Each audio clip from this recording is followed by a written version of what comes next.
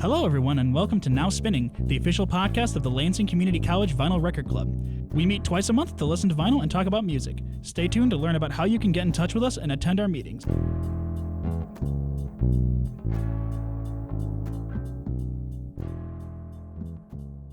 Hello, everybody. Welcome back to Now Spinning. In the studio today, we have Noah Miller, Jacob Zakvik, and I'm still Simon Medina, even if I didn't say it on the last one. And today we have a very special topic. This is a format we haven't done since, I think, one of our first episodes. And we're going to be doing an artist deep dive where we just go through an artist's discography, give our thoughts on all their albums. And today we have an artist that I'm sure people are familiar with. Like, they've heard a song of his, but they might not know who he is. So, Noah, who are we talking about today? So we are talking about Mr. Wouter De Backer, or Wally De Backer, better known as Gotye.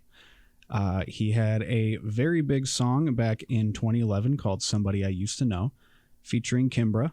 And we're going to be talking about a lot more than just that song, but believe me, we will get to that one. But first off, just kind of, he's a Belgian-Australian musician. He mostly works in like sample sounds and stuff like that. His workflow basically started with that on the album Boardface, which was his first debut record, and that came out in February of 2003. So he's been at this for a little bit. Even though his official career only lasted about 8 years, he's still active to this day with the band that he was playing with at this time called The Basics. And while he was playing with The Basics, a neighbor that he lived next to gave him a record collection that was from that neighbor's late partner, basically. So it was a collection from someone's dead partner, and he basically started using those records to create his debut.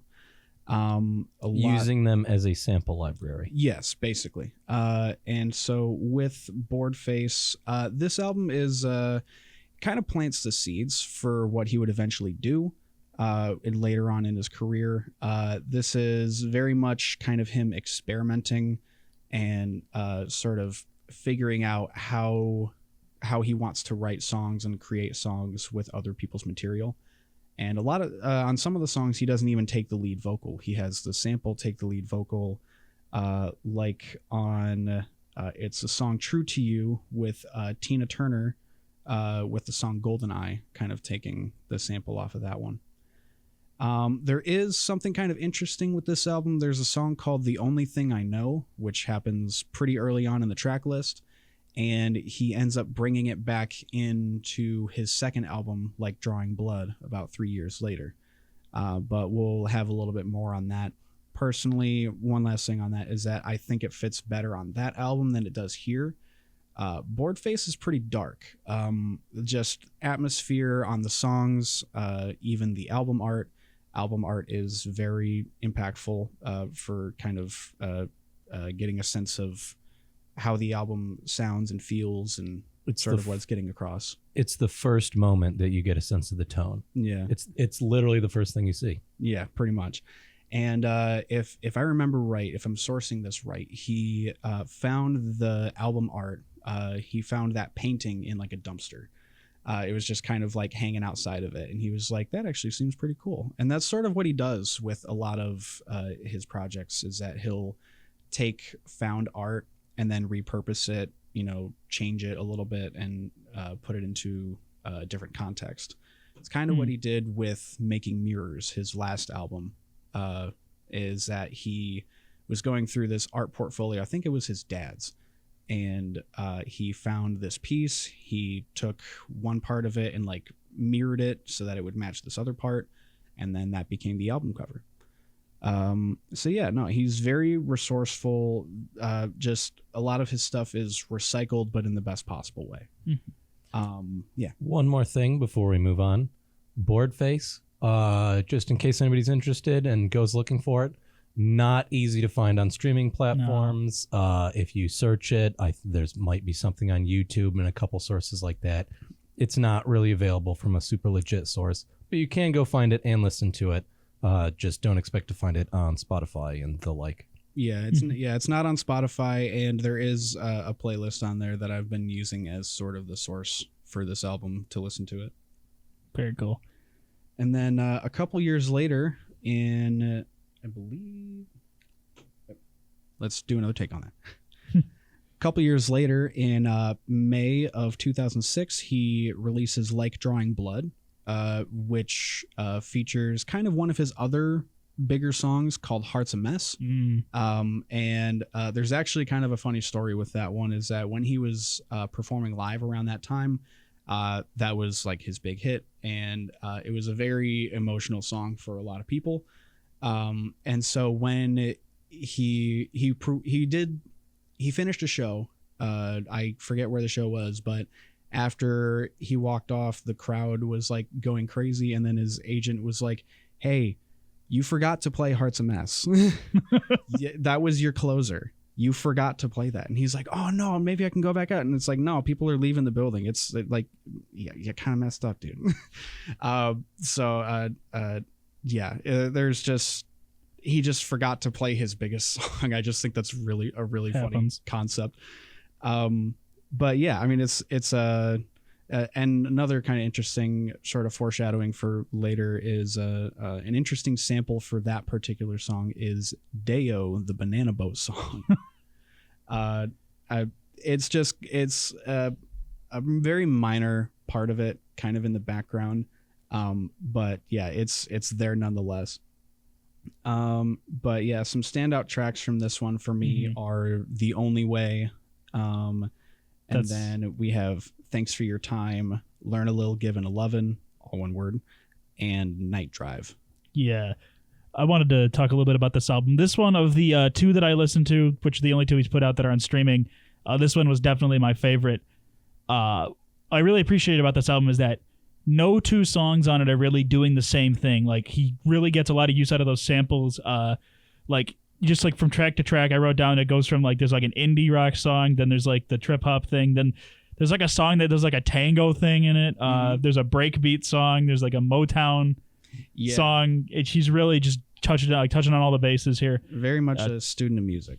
Yeah, and like it's like I also saw like one thing that really like permeated through the whole thing is there's a little bit like a jazz thing happening almost on this. Yeah. Album. I think that's kind of like the connecting thread between all these songs.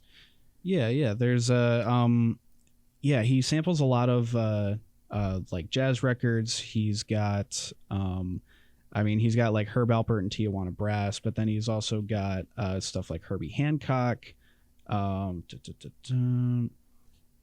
He's got more Louise Bonfa than just somebody I used to know. And then he's also got Bob Marley and the Wailers. That one's in a song on this track called "Puzzle with a Piece Missing." Yeah, I was going to say, I didn't say it when I was going through the genres, but there's also like 2 reggae songs on this as well, which I was not expecting at all going into this. Yeah. And just the amount of just sections that he can make with the limited amount of things that he has. He does a lot. He does so much with very little. And just the way that he arranges stuff, he pulls instruments in and out at like pretty much the perfect time to like keep interest in the song, keep the flow going. And just his ability to just craft very good songs out of basically loops is really cool. I was going to mention just like some of these songs I kind of want to dive a little bit into just to like highlight his ability to kind of string things together. There was one song that's called "Thanks for Your Time," which I liked quite a bit because like halfway through the song is like just about like being on the phone call with someone trying to get like connected to somebody, and like halfway through the song it's just he's like talking to the operator or something, and it sounds like he's like actually having a real phone call that he sampled for that. Yeah, it's very good. It's like a automated digital menu and stuff. Gosh, phone tree. Yeah, exactly. Press 1 for this. Press 2. It's that kind of stuff. And he's like, just put me through. Yeah, he's so mad. And then such a good skit. And then the song after that one, like I was going to mention also, is that the "Learn a Little, Giving and Lovin'." This one, I thought this is the first one where I like immediately recognized the sample. It like takes the drum beat from the song "Be My Baby," which is like a big 60s hit. Yeah. And like it's very interesting the way he just kind of like takes that and just makes this. I mean, this one's basically just a Motown song. Like you can tell it's one of his big influences. There's like a couple songs on the second album too that he kind of goes into that sound, but this one's probably the most blatant use of it, I think. Yeah, and one thing about I mean, that song in particular, Learn a Little, is it's a very good showcase of his voice. And this album is this album is a good like kind of a stepping stone to sort of see where he came from and where he's at, because on the first one there were some tracks where he didn't even take vocals. But then now, and the vocals he did take on that album were very kind of subdued, like low volume, very almost like whispered in some parts. But then here he's like putting his full throat and chest behind it. You know, he's belting, he's getting some gravel. It's very confident singing. Yeah. And then, sorry, just like I don't want to go through every single song here, but there's like one I want to touch on, just a distinctive sound, which is like a breakbeat track that just starts. He just starts like throwing a bunch of cartoon sound effects in there for some reason. Yeah. And that was a little confusing as I was listening to it and I was like working on something else and I just heard like cartoon banana peels slipping. I'm like, what is he doing? Yeah, he put a lot of Hanna-Barbara sound effects in there. One thing I do want to mention with that is, or I guess with this album as a whole, is the track list is a little bit different depending on where you're looking, because I had one version of it saved on Spotify, but then just over this last week there was almost like a re-release of sorts. That initial version of the album was grayed out. I couldn't access it anymore. I found the new version of it and they had rearranged like the last 3 songs on it. And they added distinctive sound. On the vinyl version, distinctive sound is not on the album. It's tragedy. Yeah. I mean, I can kind of understand it because it's more of just like an experimental piece. It's kind of an extension of something that he would have done on Boardface. But yeah, it's just... It's weird enough that if you were speaking to a record label executive, it's the song that they would recommend you cut. If they're like, no, you can only have 10 songs or whatever. Like, that's the one where somebody else would probably say, but like, that's the nature of doing something experimental. You know what I mean? Right. Like, sometimes that's the thing that gets cut. Yeah. And too bad. Last thing I just want to mention was just Night Drive. You played this one at one of our meetings. I loved it then. I listened to it again. It's such a very great song. I think it shows that like, you know, he can do a lot of like weird experimental like cutting stuff together, but like this one is very like a straightforward like pop song, but it still keeps it very interesting. I know, I just liked it a lot. It's very groovy. Yeah, and I like the vocals and the lyrics that he sings on that. One of my favorite lines is the highway lines pass by in 2/4 double time. We don't even recognize a single name on the street signs. Wow. I don't know. I just bars. Like, I don't know. But very good. Yeah. And another thing going back to the track listing is that the very end of this album has a track called Worn Out Blues. It's like a 30-second like closer outro song. In the re-release, they moved The Only Thing I Know, which was on Boardface and was originally on like Drawing Blood 2, just like a couple songs back. They moved that to the end. So to me, I think that's kind of a baffling decision personally, because Worn Out Blues is such a good closer. And it keeps with even on Boardface, he had like a 30-second closer on that album too. It just kind of keeps going with it too. And that's part of it's like when the song is 30 seconds long, like it's only ever going to be a great closer. Like, yeah, maybe you use it as a transition song earlier in the album. There's plenty of albums that do stuff like that. But when you make it and it's so clearly meant to slot into a spot, it is so bizarre that it moves. And it's something that he clearly likes. Like you said, there's the 30-second outro type song on Boardface. And I think on the last album there, the intro song is another like 30-second or shorter one. Yeah. And that's, it helps build some of, not that these albums have like a solid narrative, but it helps build some of that like sense and feel and flow where it's like, this is obviously not a single. Right. And yeah, it makes it all the more bizarre that they would move it around, but who knows? Who knows what's going on? Yeah. But then we get on to Making Mirrors, which is his final album as of yet, because after the success of a particular song on this album, he kind of got freaked out by all the fame and sort of decided to kind of, go into the background for a little while. He has made some appearances, and, he still likes performing these songs. He just doesn't like all the pressure of everyone kind of around him, like, oh, what are you going to do? What are you going to do next? What are you going to do next? What are you going to do next? It's fair. Yeah. So totally respectable in all of that regard. But this album has the most polish and I think deliberation on the tightness of the writing out of all of his work. This just feels like a very refined kind of evolution from Boardface to Drawing Blood to Making Mirrors. It's just kind of only goes up. Yeah. But yeah, as far as like some standout tracks here, there's Easy Way Out. That's a good one. Eyes Wide Open. For me, Smoke and Mirrors is probably my favorite track on the album. Then State of the Art, and then I like Save Me on the back end of the track, or the back end of the track list there. But yeah, Can't help but notice you missed a song in there somewhere. Oh no, did I? Did I? Okay. I'll slide us into the discussion. Okay. Somebody that I used to know, it's a huge Gotye song, but not even talking about that track really, but where it is on the album is really weird to me. And, we were just talking about weird album order and stuff. It's such a like emotional song, you know what I mean? And I get the point of like putting an emotional song early in the album, but like this one's slow too, and there's like so many faster songs, and it seems like on a lot of albums, they do this because it makes sense, but they'll put a lot of their faster, more energetic songs at the beginning, and then a lot of the slower, more emotionally heavy songs near the end, so that it leaves a more lasting impression at the end of the album and that stuff.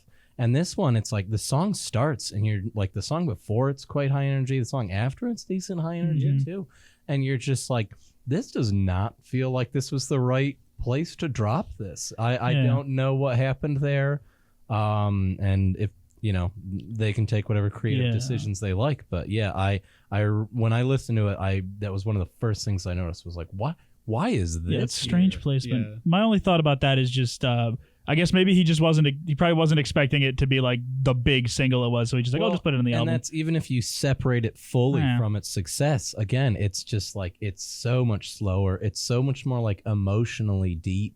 You know what I mean? Yeah. It's got it features another artist. Like obviously a lot of his songs feature and sample other artists, but like this one, it's a very prominent feature. And it's kind of weird to drop. I think it's only the third track, right? It's effectively the second. Yeah. The third track in the track list. Yeah. Mm-hmm. I mean, tons of ink has been spilled about how enigmatic and kind of like that song shouldn't be as successful as it is, because the chorus doesn't come in until after verse 2, like a whole like minute and a half into the track or something like that. Just tons of stuff like that, but this is the one that people ended up kind of latching on to. I think that makes sense. Sorry, no, go ahead. The late chorus and things like that help develop the build to like the emotion. And that's where like it's obviously very weird in like a top 40 pop song kind of sense to listen to this and go like, oh, why was this popular? But like it is immediately kind of emotionally resonant. And a lot of people have experiences like this. A lot of people have exes that they really wish they could still talk to, but for whatever reason, it just became weird. And, you can really see how it would connect with people in that way. But very, very unusual in like how is that your big hit? None of the dancey songs, none of the, some of the songs are very poppy, Same with very, Same with Heart's a Mess. That one's very slow and like very quiet. That one became his big hit off of that one. And kind of spinning off of the emotional like topics of the song is that yes, he spends a lot of his time on a lot of songs on previous albums going into like that kind of exact topic, or something similar like Unrequited Love or A Lover That's Never Coming Back or something like that. But on this album, he kind of branches out a little bit more. He branches out into like different topics, more mental health stuff with like Easy Way Out, and then also just kind of like love of music type stuff with State of the Art. And then again, kind of with Save Me, the mental health thing. Smoke and Mirrors is another kind of imposter syndrome kind of song. Eyes Wide Open, kind of, it's a little abstract in exactly like who or what he's talking about or to. He's talking about like some kind of apocalyptic sort of scenario where like this group of people is about to get like wasted or something like that, but it could have been avoided, and stuff like that. Just the lyrical topics that he decides to challenge on this one are a lot more varied than the ones on previous efforts, which I really enjoy. Sorry, go ahead. Just one more thing, kind of in relation to some of the things we've been saying, where why are these the tracks that are so popular? It's interesting that like I feel like a lot of the tracks on Drawing Blood as well as Mirrors, there's a lot of tracks that are very much part of what was popular like in pop songs at the time. You know what I mean? And using samples from things that would have been, sampled in other songs. We like the big band kind of sound ends up on a lot of those songs and was really big in pop music at that time. You know what I mean? Like it was ending up in like Britney Spears songs and stuff. Yeah, around 2011. Yeah. And yeah, it is just kind of funny that like, what, this is what came through. Yeah, right. That's I guess that's his like lasting impact. He's like all the amount of sampling that goes on now. He kind of, I want to say he like pioneered, was the first guy to ever do it, but he was definitely pushing boundaries with like a second album at least, like they could get away with. There's some of those songs that are like 100% samples. Yeah, and it's very impressive to stitch all that together. Yeah, definitely. Going into that a little bit, on Making Mirrors, he wanted to kind of break away from just the sample-based workflow. He incorporates a lot more live drumming. He incorporates one of his friends that plays bass guitar. He does a lot of like slap bass on the back end of State of the Art, and just more, like original stuff that he written. Or that he wrote. Obviously still tons of samples and stuff on that.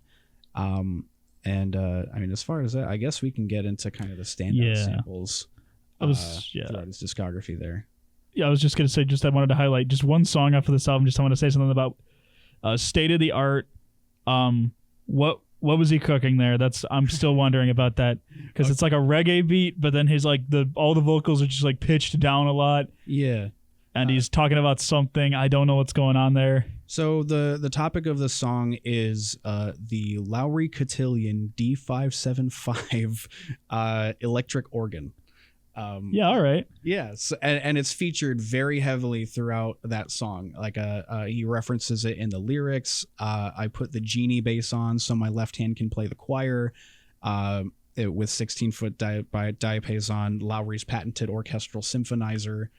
Banjo's great on repeat. There's tons of lyrics in that reference it. He has a favorite instrument. That's good. Yeah, that's good for him. And his parents actually got that for him from a garage sale for like a fraction of what it's like actually worth. Nice. So I mean, garage sale finds are insane, especially for electric organs. I've seen a couple over at like VOA and like stuff like that. But I gotta go pick one up now. Yeah, I wish I had space for them. I picked one up at the side of the road when I was 16, and my parents wouldn't let me keep it. It went to the junkyard. Dang. Yeah, Tragedy. It happens. It's a hard sell when it's a dirty old piece of furniture that has to live somewhere, and old organs are big. Yeah.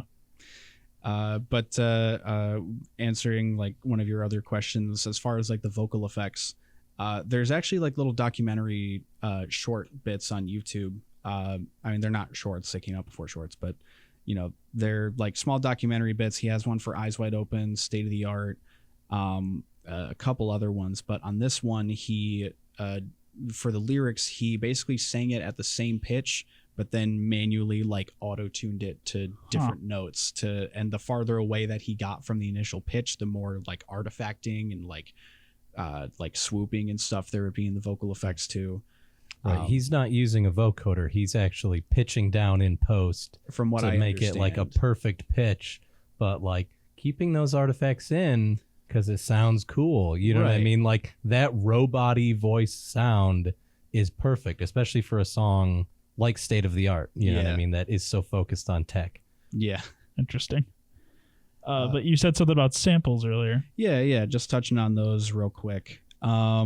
He uses a recording of a song for my father from the Horace Silver Quintet on the song What Do You Want from his first album, Board Face, which kind of has sort of that tango-y sort of element to it.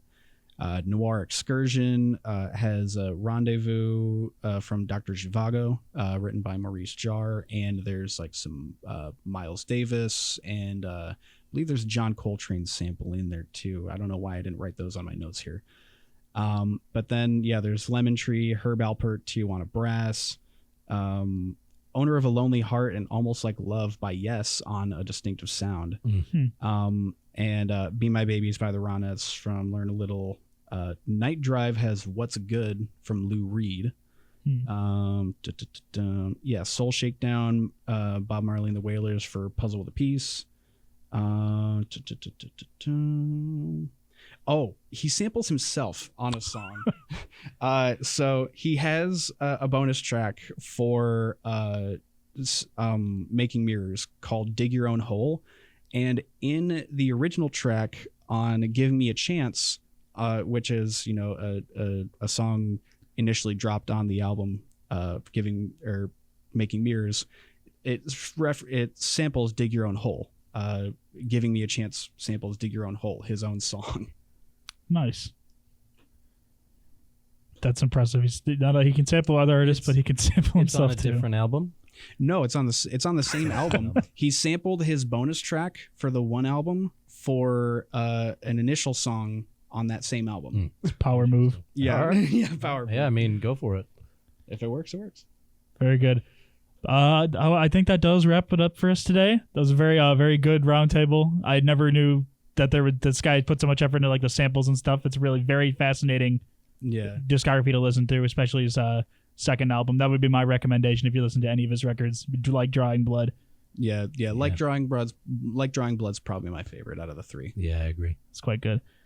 But anyway, moving on, I'd like to say thank you all for tuning in. If you want to check out any of our past playlists, future meetings, past podcasts, any of that, you can check out our website, which we link with the show.